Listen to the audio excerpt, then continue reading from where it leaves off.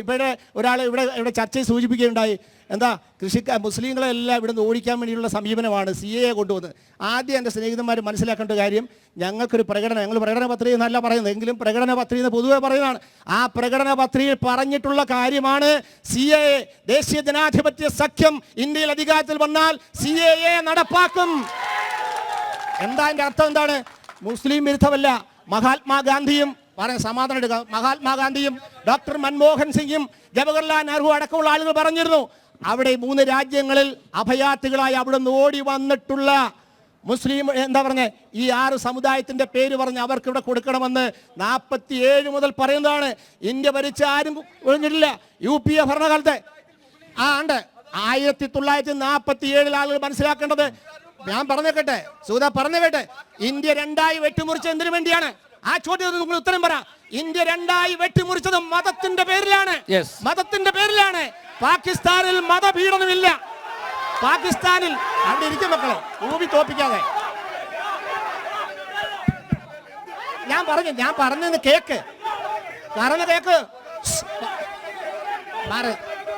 നിങ്ങളെ വാച പിടിക്കാൻ ഞാൻ പറഞ്ഞ കേക്ക്. കൂവാതെ ഞാൻ പറഞ്ഞത്. പാകിസ്ഥാനിൽ നിങ്ങൾ മനസ്സിലാക്കേണ്ടത്, 1947 ഇന്ത്യ 2ആയി വെട്ടിമുറിച്ചത് മതത്തിന്റെ പേരിലാണ്. മതത്തിന്റെ പേരിലാണ്. അവിടെ മുസ്ലിങ്ങൾക്ക് ഒരു മതപീഡനവുമില്ല. ആ 3 രാജ്യങ്ങളിൽ ഒരു മതപീഡനവുമില്ല.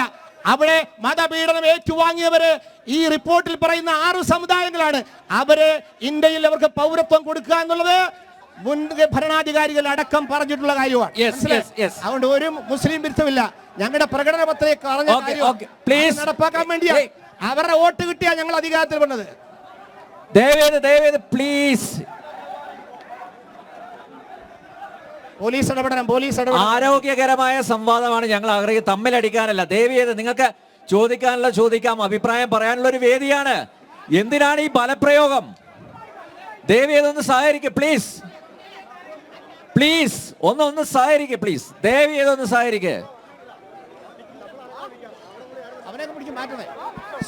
ഹലോ പ്ലീസ് ഒന്ന് സീറ്റിൽ വന്നിരിക്കുന്നു. എല്ലാവരും ഒന്ന് സഹകരിക്കൂ. അവരെ മാറ്റണം കേട്ടോ. മദ്യപിച്ചു വന്നിട്ടുള്ള ആളുകൾ ഏത് പാർട്ടിപ്പെട്ടവരാരും അവരെ മാറ്റണം. പോലീസ് ഇടപെടണം.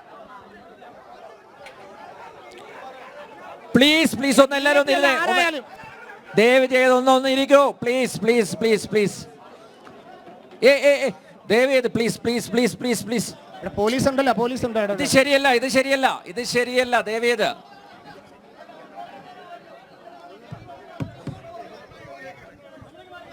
ദയവ് ചെയ്ത് പ്ലീസ് എല്ലാവരും ഇരിക്കുക.